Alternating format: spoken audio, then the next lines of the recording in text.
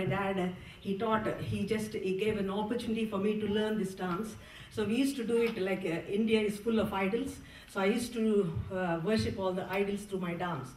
When I came and when I made an encounter with my Lord and my Savior, I decided one thing, that I will do all that He has given to glorify Him alone. Amen? Praise the Lord.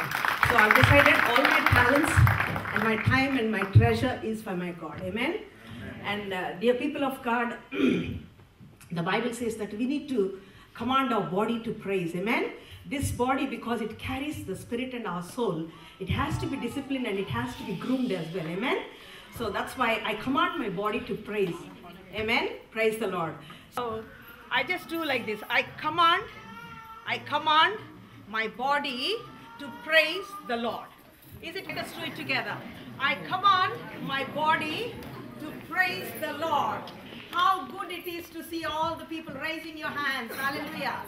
Let us do it once more. I command my body to praise the Lord. Hallelujah. Let us give a big clap. One more.